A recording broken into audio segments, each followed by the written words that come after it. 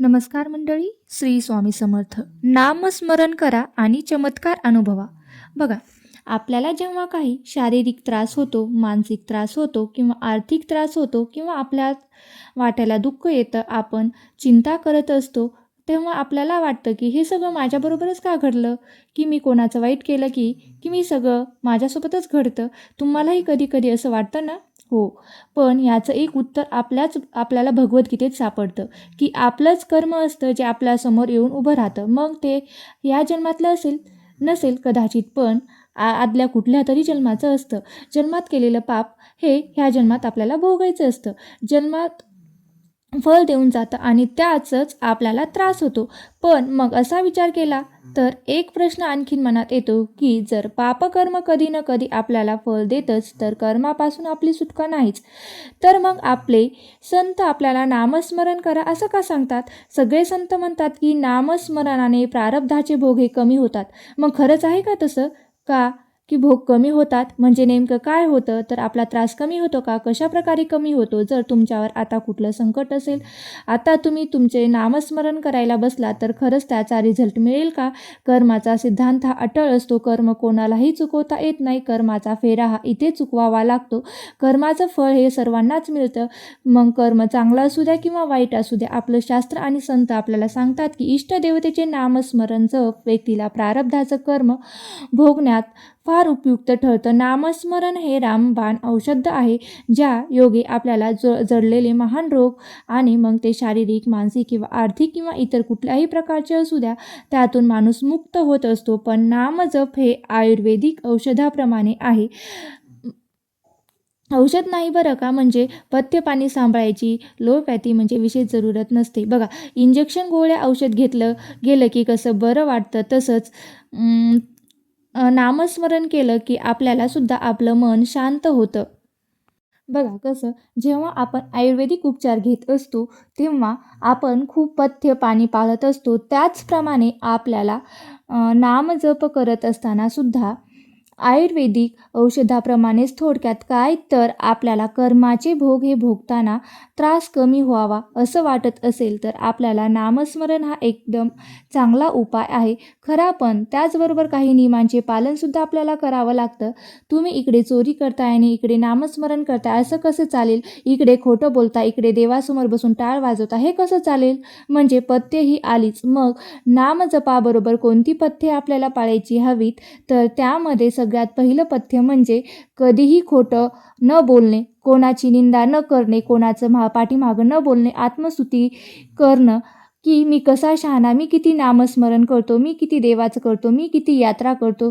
काही गरज नाही या सगळ्याची. कोणतीही व्यसन न करणं ही पहिली अट आहे. आणि दुसऱ्याच्या धनाची अभिलाषा न बाळगणं ही सुद्धा आहे. दुसऱ्याच्या पैशावर आपला डोळा गेला नाही पाहिजे. परस्त्रीला माते समान मानलं आणि आपल्या नामजपाची कोणाचीही वाच्यता न करणं.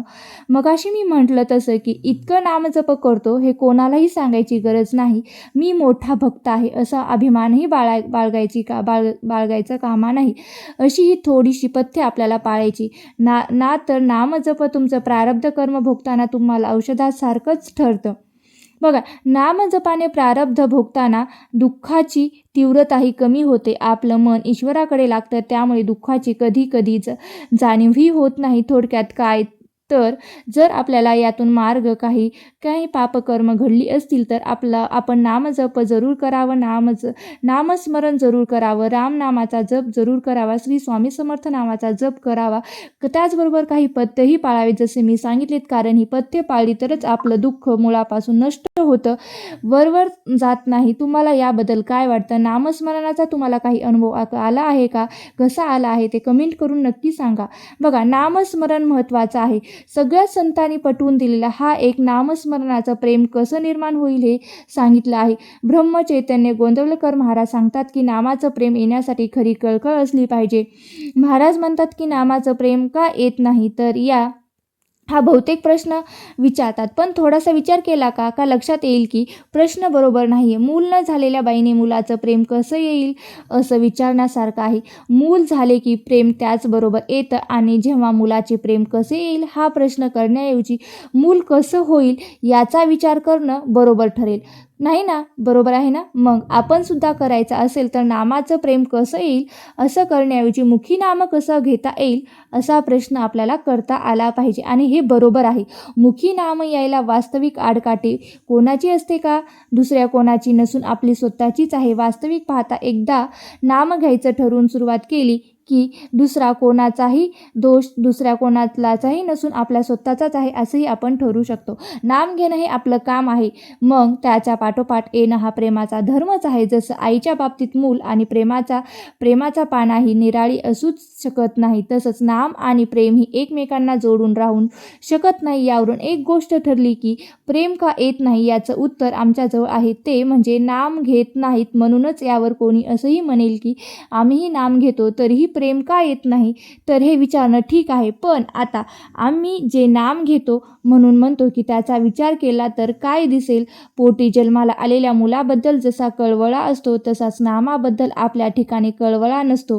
सर्व संतांनी किंवा आपल्या गुरुने नाम घ्यावे असं सांगितलं म्हणूनच आपण ते घेतो, किंवा दुसरे काही करायला सांगतात म्हणून आपण करतो इतकंच. अर्थात तसं घेतलं तर आज न उद्या आपलं कर्म होईलच. पण प्रेम का येत नाही असा प्रश्न विचारण्यापूर्वी आपण नाम किती आस्थेने घेतो, श्रद्धेने घेतो, स्वतःला विचारणं गरजेचं नाही का? एखाद्या बाईला फार दिवसांनी मूल झालं तर त्याच्या बाबतीत तिची जी स्थिती होती ना, ती स्थिती आपली नामाच्या बाबतीत होणं गरजेचं आहे. आपल्या देहाची वाढ जशी आपल्या नकळत होते तशी आपली परम आर्थिक उन्नतीही आपल्या नकळत होत असते. ती कळली तर सर्व फुकट जाण्याचा संभव असतो. परमार्थात मिळवण्यापेक्षा मिळवलेलं टिकवणं हे जास्त कठीण असतं. ज्याला मी काहीतरी झालो असं वाटतं तो काही झालेला नसतो. अशा माणसाने फार सांभाळलेले पाहिजे. थोडक्यात काय तर नाम घेत राहा. जसा आईला आपल्या मुलाबद्दल कळवला असतो त्याच असतेने त्याच प्रेमाने नामस्मरण घेण्याचा प्रयत्न करा. आज न उद्या तुम्हालाही तुमच्या हृदयामध्ये नामाबद्दलचं प्रेम जागृत होईल. आणि मग जसा पाण्याशिवाय मासा राहू शकत नाही तसंच आम्ही नाम जपाशिवाय राहू शकत नाही. बघा मंडळी, वास्तुशास्त्र सांगतं की बघा यासारख्या विषयावर तुमच्या मनात काही शंका असतील तर ते तुम्ही नक्कीच मला कमेंट बॉक्समध्ये विचारा. तुमच्या प्रश्नांची उत्तरे देण्याचा मी नक्की प्रयत्न करेल. तुम्हाला आजचा व्हिडिओ कसा वाटला नक्की मला कमेंट बॉक्समध्ये सांगा. व्हिडिओ जर आवडला असेल तर नक्की लाईक करा, शेअर करा आणि चॅनलवरती जर नवीन असाल तर सबस्क्राईब करायला विसरू नका आणि नामस्मरण करायला विसरू नका, कारण नामस्मरण हाच एक आपल्या मनाला शांती देण्याचा आध्यात्मिक मार्ग आहे. श्री स्वामी समर्थ. जय जय स्वामी समर्थ.